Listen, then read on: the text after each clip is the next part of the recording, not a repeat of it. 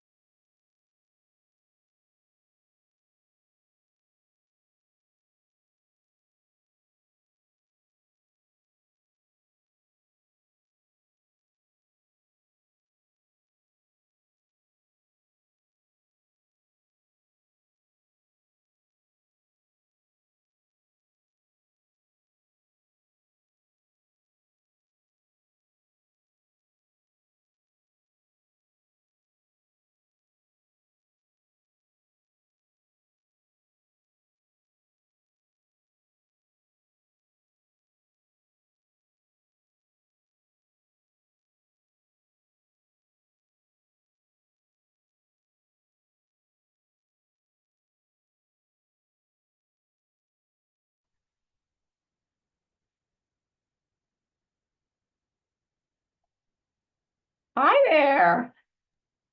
Hi, welcome. We're so excited to have you presenting to us. I was telling all the students how lucky they are to have you on this call.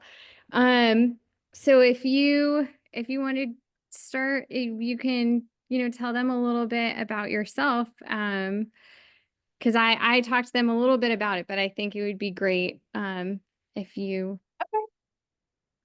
Great. Let me just slide some things out of the way and I'll screen share. And everyone's already joined in? Okay, great. I probably should have all my official. I'm in my office. I've got like Great. a board of students here with me now. So let me get this set up. Hang on. Oh, sharing's not turned on. Here, I will. That. Yep. There you go. You should have access now. All right. Just pull this to work.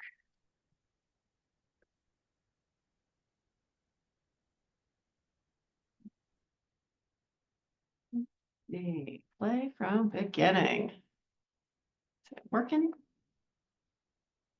Yeah, we can see your screen. Perfect. Okay, let me get all the images out of the way over here.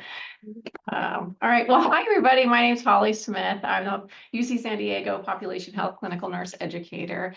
And I wanted to give you like a quick about me. I've been a registered nurse for 27 years. I did a traditional program, 93 to 97, the University of Delaware, fighting blue hens. and completed my Master's of Science in Nursing Education in 2022 with Cal State University Channel Islands. But my experience has been starting with med surg, moving out to the emergency department, pre-K 3 through 12 of a private school, and then moving to college health setting to do advice nursing, infection control, administrative nursing supervisor, COVID clinical operations, and coming down here for population health nurse educator. So what I've always found about myself is I always moved on in my career, climbing the ladder, always making sure that I was helping the nurses that I was leaving behind and kind of growing to see more of having an impact at the individual level and the family level, to really growing out to larger community system impacts. And so now I think of my impact is I'm not doing as much direct clinical care with patients, but I'm having an impact with nursing students, and they are going out and having that impact. So thank you for inviting me here today. I'm excited to tell you, how we got to Pop Health. I think I sit in a funny Zennial generation where I started on paper and migrated to electronic health records. And from that, what was going on in the background was really the Institutes of Medicine to Err is Human, Crossing the Quality Chasm, World Health, and there's this health equity came along, and then all the way up until 2021, where we have the future of nursing, really spelling out, patient community-centered care, information system, quality, safety, systems thinking. So you're really at an exciting time in nursing where you're not there are more opportunities than being trained to just the bedside, and we're getting off this hamster wheel of kind of always, running through, well, in Delaware, Maryland at the time, 9 to 13 patients constantly on a hamster wheel and discharging them out and not even able to pause long enough to think about what they were going home to. And so what's really neat now is to see a lot of ways that through population health, you're able to target interventions and build out from like this framework that really looks to see how much you can impact, more than just what, it's not the clinical stuff going on is really only accounting for 20% of how well, patients and families, communities do. It's really what's going on outside of there. So there's a lot of room for ambulatory nursing, and that's where we see population health come in. Just a little question in the chat. Oh, okay. Thank you for taking notes. And so, essentially just so we can distinguish population and public health. Public health is, what we're doing as a society, helping keep public safe. Population health is more, what is a system doing for their community or a defined population? So targeting interventions, using all avenues or resources to drive innovation and resources and innovations to drive kind of outcomes. All right, let me get off this boring slide. We'll skip over this. Essentially, you're going to get out of here and know key terms related to population health, be able to kind of talk about health promotion, protection, risk reduction strategies, and be able to have some health education and chronic disease management, within these frameworks. So what you see here is really, I think of us population health at UCSD as kind of in its, toddler phase. Really you had a shift in the landscape of healthcare reimbursement, moving from fee-for-service into value-based care or accountable care. And when you think of that, that means we're accountable for the care of a population. And how do we measure that? What are those metrics and what tools do we have? So in 2016, our population health started, and we have our way of doing it. But as I, quote my director of population health here, who's a fantastic nurse, if you've seen one population health, you have seen one population health. They're all different, but they really come from the same idea that, we are striving to address these needs along the lifespan and the continuum of care. And it reaches into the community setting. It increases your patient activation and engagement, and it's these targeted interventions. So today I'll kind of talk to you a little bit about how we do this here for us, but know that kind of in general, there's really opportunities across this nation to make things better.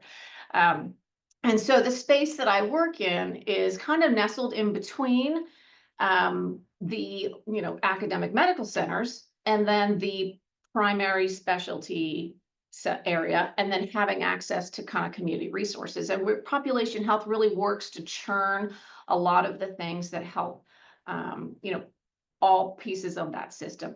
And primarily 80% of our work is done virtual. We have, and we'll go through kind of the programs we have here, how they're built and structured, what they do.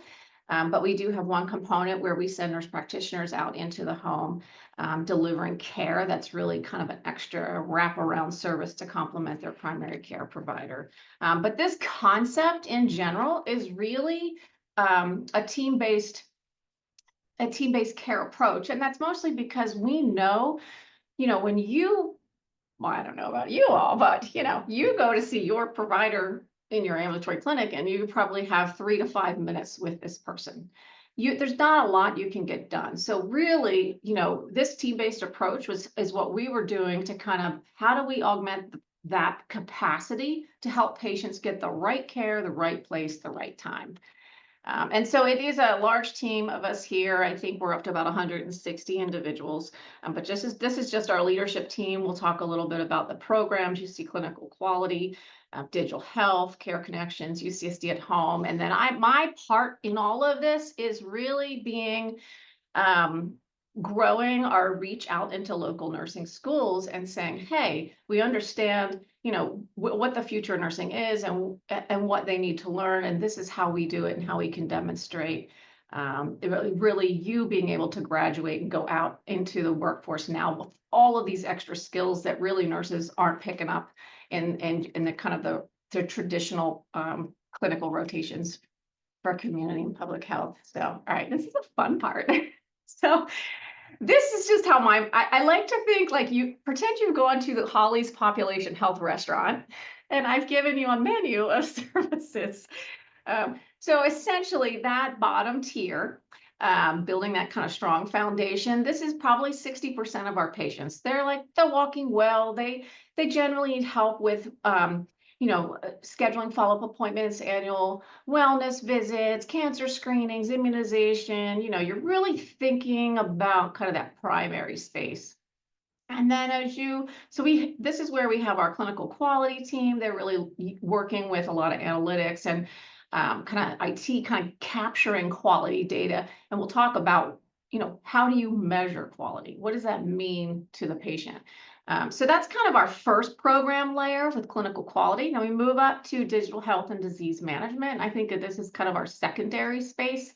And this is, the tools, what we do in these two layers, they're all of our patients that have said, hey, your UCSD is my primary care.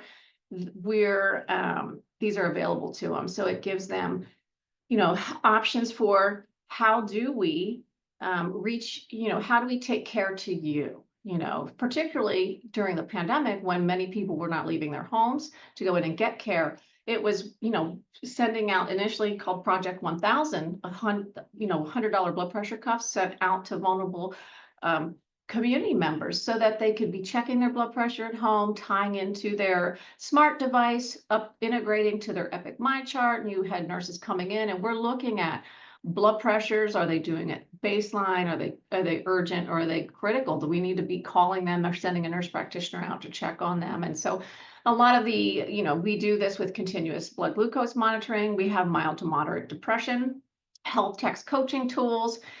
We've got a maternal outcomes blood pressure that we're doing. You'll see a lot of, as we work to scale, as a population changes from being 1 in 5 individuals 65 and over to now 1 in 4 by 2030. That's a lot of people, and they're living a lot longer with a lot more complex conditions because technology, medicines, or everything has improved. So our second tier, that digital health, really sits in that, yes, you have diabetes, hypertension, or something. We want to help you control that so we're not having poor outcomes.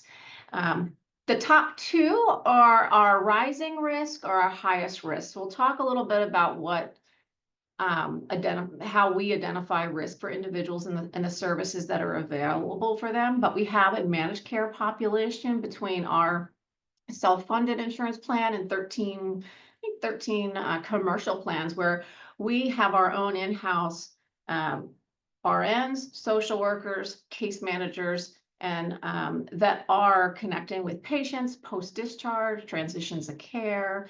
And then the highest risk, that piece is about 5% of our population, and they're generally medically frail, older. They're nurse practitioners and MDs that we're sending out into the home, and they're not replacing the primary care provider for UCSD, but they have 45 to 90 minutes, and they have this shared collaboration of what's that kind of, how often do we need to be coming? We can ramp it up, ramp it down. You still see your primary care provider once a year, but here we have that option to do a little bit more. We're able to see, what does food look like in the house, food look like in the home? What resources do you have in the home? It's hard for you to have maybe it's hard, you're not able to drive, and it impacts your caregivers to take off work to get you to, can we come to your home, and what can we do for in your home? As far as physical assessments, medication reconciliation or titrating medications, we can do mobile labs, mobile EKG, mobile ultrasound. We can order durable medical equipment, order in home health, home PT, OT. We can do the physician's orders for life-sustaining treatment, go over that. So there's a lot. We can even direct admit into skilled nursing facilities when needed, or transfer into like a hospice service. So there's, it's just that extra layer. And so I enjoy kind of being a part of this program in its toddlerhood, I guess, and then look forward to seeing, what in long term will we see as it helps individuals. So when you think about, well, how do we decide who gets these resources? We only have so much. And so this is where you're starting to look at how do we risk stratify the individuals and then target them. So split out here, you see within EPIC, health maintenance topics that we have. So these are some of our quality measures are located there. We have a social determinants of health wheel embedded in EPIC, and there's screening questionnaires with all of those that are really helping us understand intimate partner violence, depression, medical transportation, food insecurity, smoking, things like that. And then using risk scores. So your longitudinal plan of care and snapshot, you're able to pull up general risk score, outpatients, your social determinants, end of life, a LACE score, like risk for readmission. And so I don't know if it'll hover here to open it up, but in general, you can think about risk score as, how old is this person? How many medications are they on? What does their psych history look like?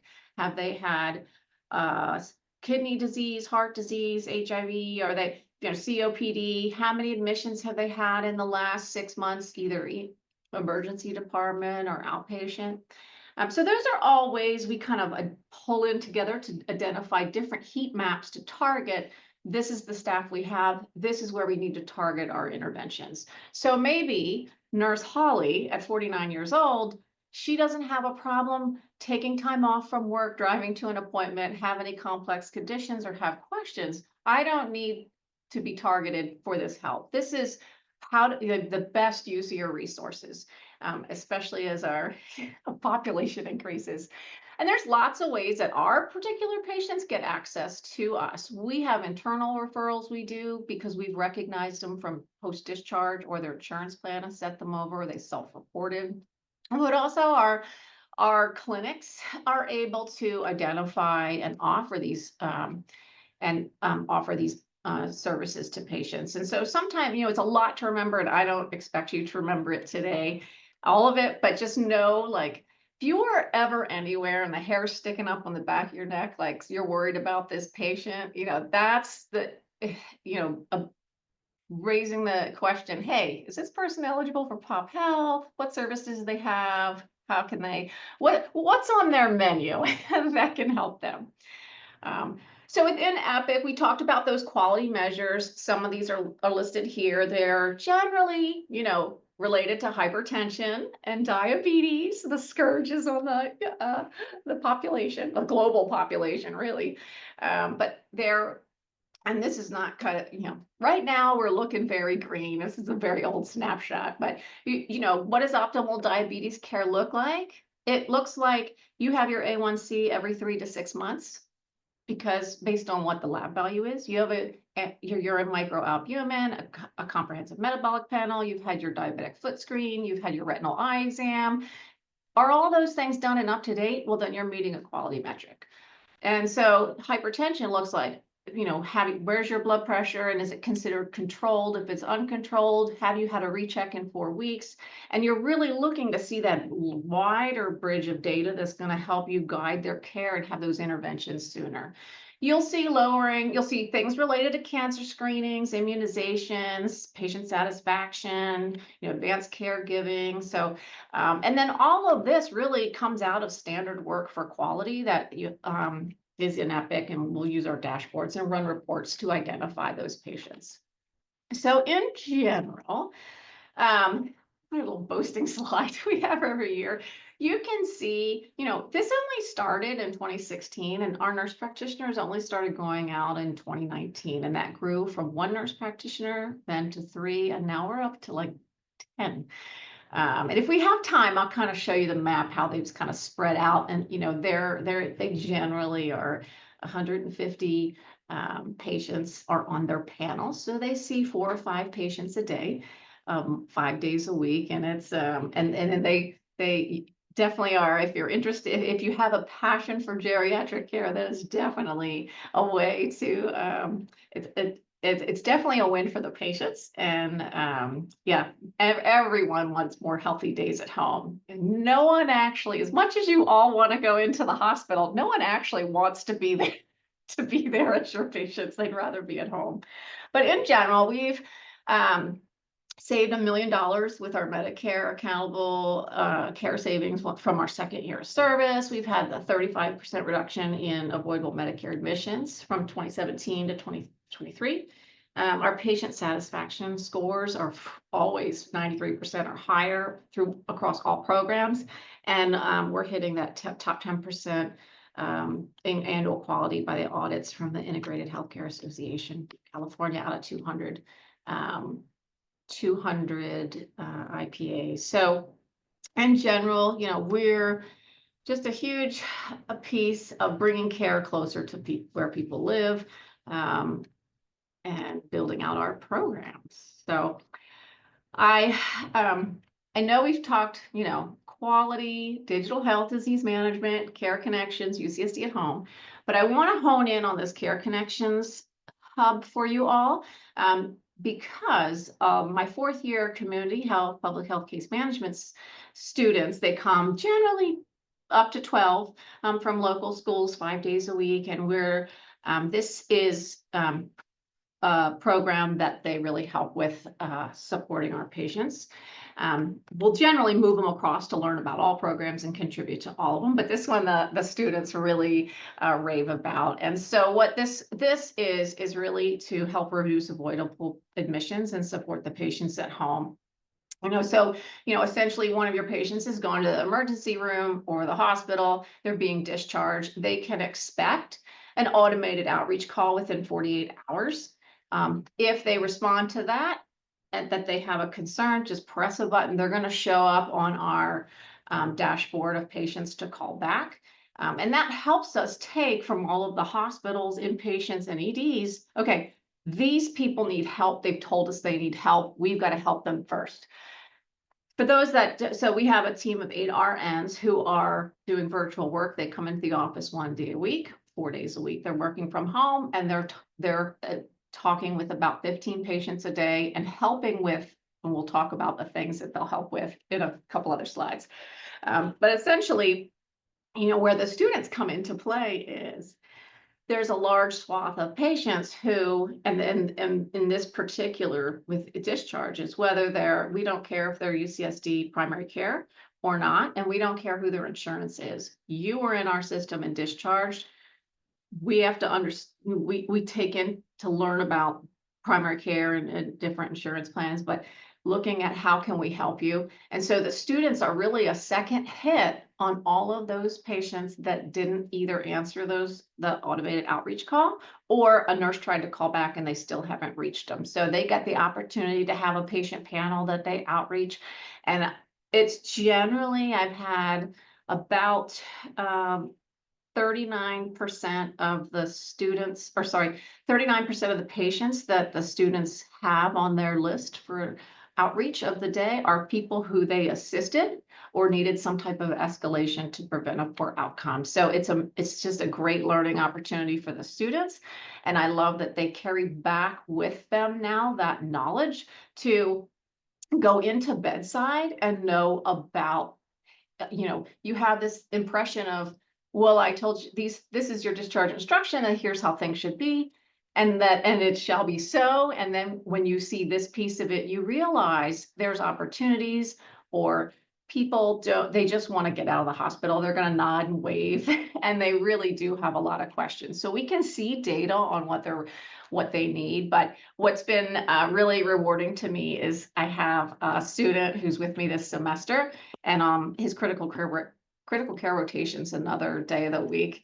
He actually was discharging a patient from critical care, and the nurse was being asked questions and didn't know the answers to them. And the student actually said, "Oh, I actually know." And he pulled out the discharge and was showing them and asking them, "And you'll need to do this. This is what to expect. And if this happens, if this happens." And so so he ended up, the nurse said, "How do you know that?" And he's told him about pop health, and we're all the same system. We're just so new. They made him go discharge 4 other patients on the floor that day. So I hope he ends up here. Um, so this is what we were talking about with the heat map that's really giving us an idea of how do we target our interventions to those that need us. And so here you can see age, length of stay, general risk score, their healthy places index, and end of life scores, and it's all Hover to Discover, but that really gives us kind of how do we target our interventions, and then how do we think about, and this will be helpful for you. I would say take a screenshot of this if you could. You want to think about this is kind of Project Boost. These things that happen. So as you're doing clinical care, or maybe moving out into case management, or taking this kind of the 8 Ps with you, like how many medications are they on? Are they high risk medications, anticoagulants, your hypoglycemics, your narcotics that they're on, psychological issues, your principal diagnosis, physical limitations, poor health literacy, poor social support, poor hospitalization, poor palliative care. So your 8 Ps, when you're seeing these pop up, these are when you're thinking they could be a problem for this individual, and how do we mitigate that? How do we have them have more healthy days at home, or connect them to resources to help with that? But in general, kind of what you're seeing with we've built out this framework and all of our programming, you're seeing the nursing process. You've got your screening, your assessing, your planning, you're implementing, you're evaluating, you're just seeing a risk stratification. And now from that, let's follow up, transition them, evaluate, and then kind of keeping that circle going. And so all of this doesn't come from, keep it checking on time. I only know I got you till 2:45. All of this isn't something, we made up. It all really comes from evidence-based guidelines we use from MCG. And then because we have our clinical champions here, and a lot of work just to build these programs, and they're not finished, but if you're wanting to see just with this program, how this works, when you see what traditional readmission rates are at 12.8% as that large purple circle, when those post-discharge calls go out and there's escalations to a nurse, we see readmissions drop down to 11.7. From that, when we pull some into our transitions of care, those are the subset of high-risk patients, and they have a nurse that's outreaching them every week for up to 30 days following them. We look at them, we see the readmissions go down to 7.3. And so all of this means bad things aren't sending patients back into hospitals. Hopefully we're decompressing some where there's, you feel like those days of like, it just never ends. I'm on this hamster wheel. They keep coming back. We're trying to help, handle this silver tsunami and wave of patient population that just keep coming back, leave some room for you. So we look at a lot of data and metrics. It's how we're doing, and the Cypher outreach is really only started, I think, about July 2022. But you're seeing how many of those voice calls came out. So if you think, and we'll have one more slide, kind of has how many were reached and what those interventions were. But you're able to see how many calls went out in this month, how many were reached, how many of the patients you reached required an intervention to kind of show the impact. Here we can dice it down to, okay, how are we doing on our floors? So, let's just take, I don't know, here's 8 Hillcrest 10 East. There were 555 calls made. They reached 273 of them.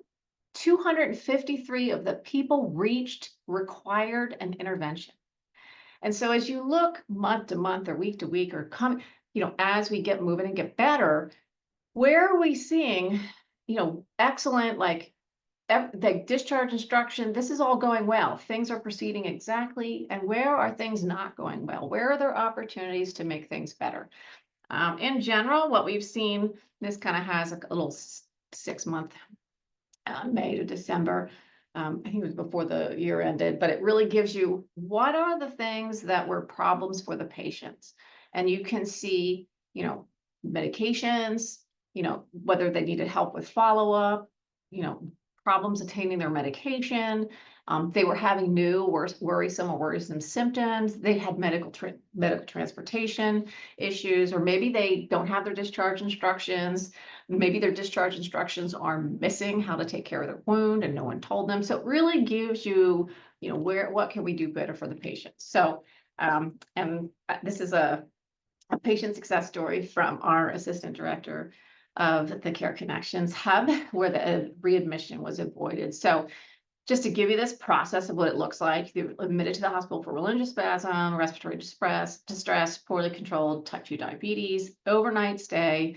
The son was at discharge, but we're kind of rushing the process. They went home on discharge home on meds. So automated call goes out. The response was there was a medication issue. So they showed up on the dashboard. The RN came in, pulled up the dashboard, called this patient. The information they retrieved was how high that blood sugar was. And so the RN on the phone through MyChart back end was able to communicate with their PCP and get a medication change and a prescription bill and an education. This person was seen in the office 2 days later from that scheduling with an additional follow-up. That all happened, and had that not happened, this person would have been back in the emergency room. So I can give you, I've been here for 3.5 years.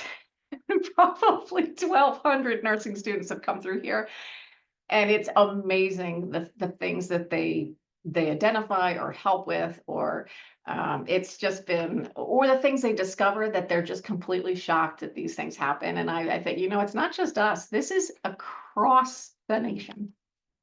So in general, as we try to talk with our outpatient nurses and our inpatient nurses, it's really, hey, there's an after visit summary, let them know this call's coming. If remind them to take that call. Think about those 8 Ps when you're taking them home. There's always 211 if they need help with kind of social resources. And then, they see that purple Epic, you can see that population health eligible patients going to kind of clue you in there. So we try and give, and because we realized you also probably have clinical rotations here at UCSD, how do you take this, or how do you apply it to wherever you end up? And so, you're starting to see, I'm familiar with UCS have a program, UCI is developing their program, Johns Hopkins Home's got a program, JH. So you're seeing it happening. It's all deployed different ways, but they all come from that same population health framework, like target these interventions to the people that need them and build out this framework that helps drive improve those outcomes. And that whole, you changed your, healthcare finance is now based on, can you prove quality? And no longer, we're moving away from fee for service where you're having to, it essentially feels like when you have a fee for service system, it's incentivized by sickness. The sicker you are, the more money you make, the more tests you get, the more complex, that keeps everything. There's no incentive to keep you sick or get you healthy. Here, when you move over to value-based care, you're accountable, you're incentivizing what is quality to the patient, what is quality to the community, the system. How do we meet those metrics? How do we tie to actually do a better job for individuals and communities? How am I doing on time? Not very good. I was supposed to go over hospice and palliative care, right? No, yeah, you have a little bit of time. You're okay. You can keep going. We'll blaze through this one. And so we have our 8Ps we talked about before. I'm just going to give you this. Essentially was a 76-year-old widow, Hispanic female smoker, 15-pack year, living unrelated housemates, comes to the ER evaluation of dyspnea. You kind of get your history, meds, how many visits inpatient or ED in the last, and I'll kind of slide you through this just so we can grab a little bit of hospice and palliative care. But essentially, we saw a lot of polypharmacy and anticoagulants. There was a history of depression. You saw cancer, stroke, and COPD. There was hearing loss, physical deconditioning, so some risk for a fall, limited English proficiency, teach backs. How are we doing those? We addressing fiscal insecurity, food insecurity, transportation, 3 or more hospitalizations in less than 6 months. And then the question for palliative care, would death in less than a year surprise you for this individual? And how do we start those conversations? So in general, I'll kind of close it out here with like the speed population health. Just team-based care. You've got all those programs, but Care Connections Hub is really kind of all payer, all provider, PCP outreaching to see what we can do. And then, for you all as nursing students, think about the 8Ps. Even if you make yourself your own little badge buddy and you think about it before you're doing your discharge teaching. I will share slides with the Dr. Madsen. But in general, I'm very into theories of adult learning. And many people probably don't want to hear me vomit out stuff for 45 minutes. So included, there is something I'm very read, watch, or listen. The Advancing Population Health is Dr. Parag Agnihotri, the Chief Medical Officer, and he's really given a much more in-depth population health discussion. And then you've got a podcast and an article you can read to kind of solidify that information more. I think my other references, this was just, I wasn't sure if we'd have time, but our nurse practitioners in the home and the teams that they have and what they're doing, we're taking COVID vaccines out. And then just as we got started, you can see each of those zones are now where a nurse practitioner, that's their zone, and they're going in, visiting the patients, and the satisfaction rate is incredible. And I mean, we've got well more than 54 people over the age of 100 in the program. Just an idea what some of those tools look like, the bed scales, and sensors and glucometers and blood pressures that digitally integrate, and how we see that, and what kind of some of the health coaching and tools can look like depending on the type of monitoring, whether it's passive, active, and what they're actually doing.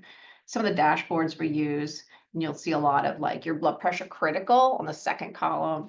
Those are, you can essentially see this is everyone that took their blood pressure today, who's in normal limits, who's elevated priority, and when a nurse comes in and runs this report first thing, the first thing she's doing is clicking on number 5. Those 5 patients pull up, calling them one by one by one by one. What's going on?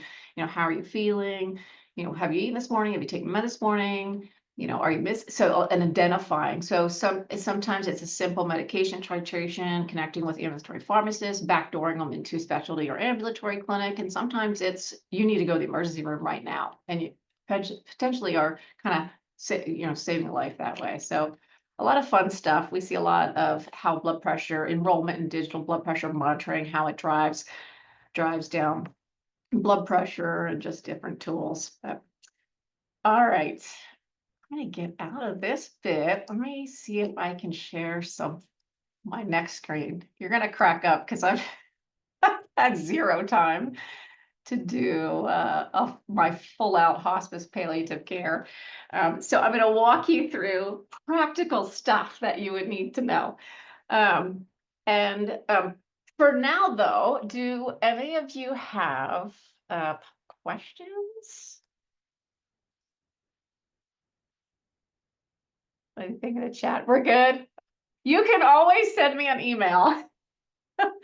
I'm happy to, tell you more. I mean, occasionally I've had students come through and they're like, I actually don't want to do bedside nursing. This sounds awesome. So, there it's every bit, with my 27 years, I will tell you, every single nurse and type of nurse is important.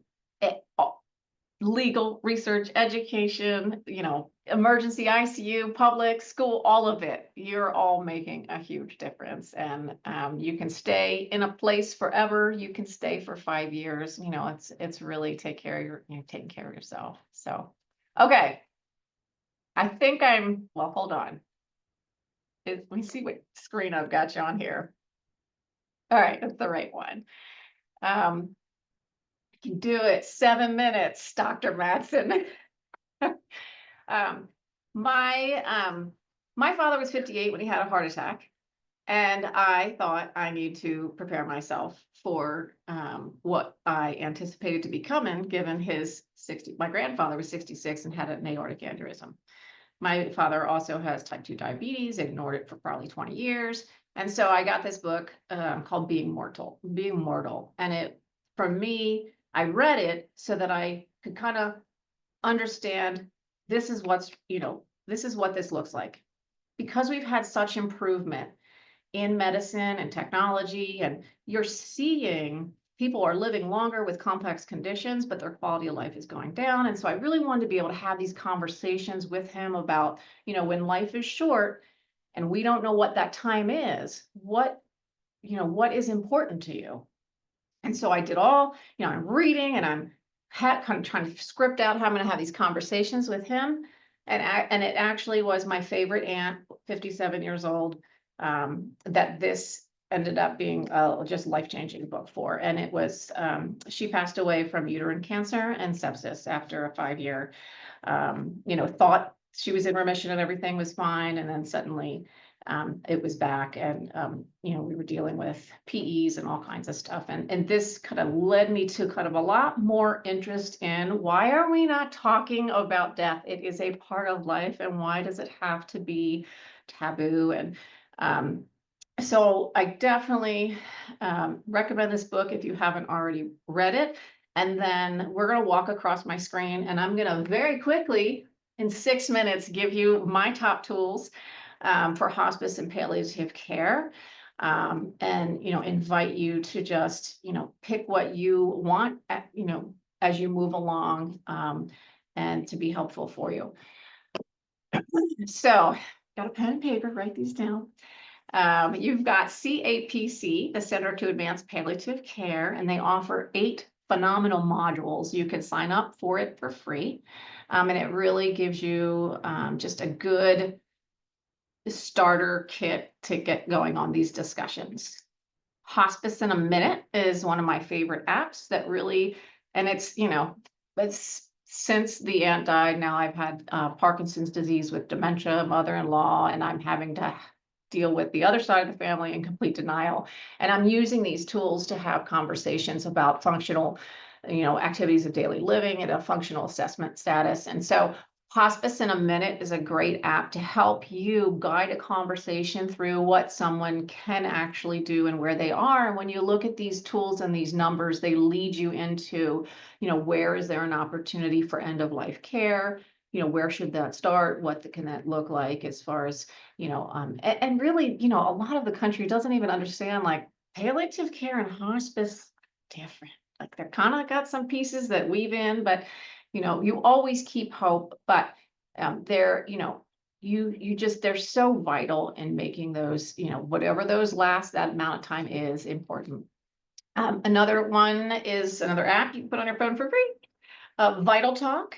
And this gives you, if you have to have a serious conversation or, you can click exactly what that is, and it will pop up sample language to help you have these conversations. Do know about the San Diego Coalition for Compassionate Care. They do have the Physician's Orders for Life-Sustaining Treatment webinars, free dementia webinars. There's just a great local organization. Another app I'll use is it's the IAGS, the iGeriatrics for the American Geriatric Society app. It's got a lot of great stuff on it, and I particularly love the cultural considerations that they include. Very important as you're working on some of your schoolwork. You can use MD Calc. I pulled up just the Charleston Comorbidity Index. You know, you can walk through it, and I'll just throw my dad under the bus here. So between 60 and 69, he's had MI, he has had CHF, he does not have peripheral vascular. Well, sorry, I'm gonna have to add yes now, missing a limb, has not had a stroke, doesn't have dementia, doesn't have COPD, connective tissue, peptic ulcer, liver, I'd say mild, diabetes, yes.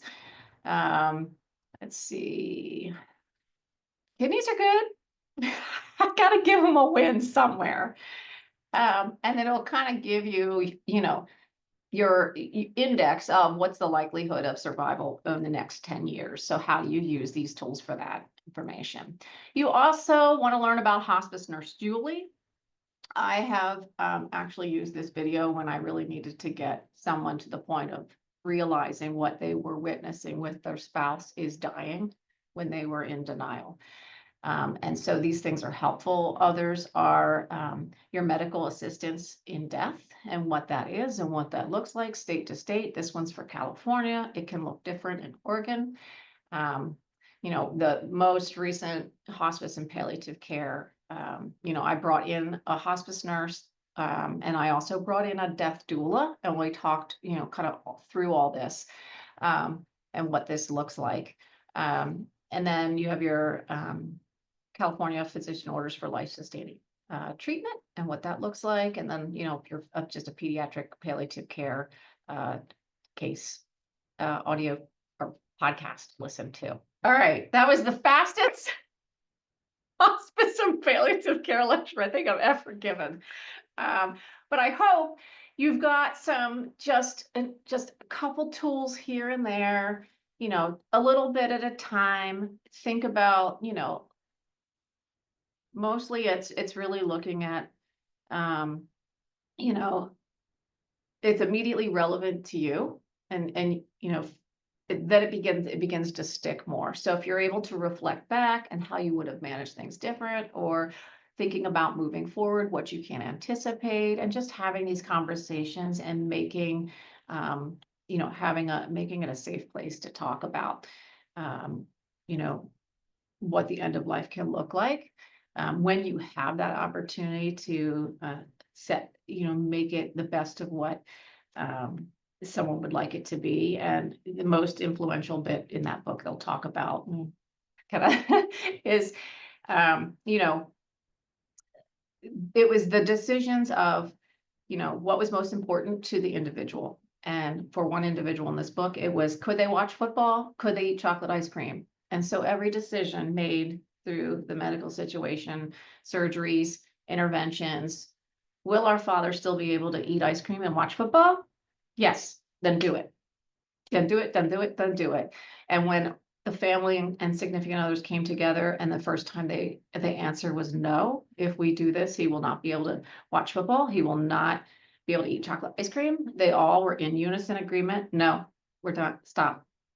And they were really honoring his wishes.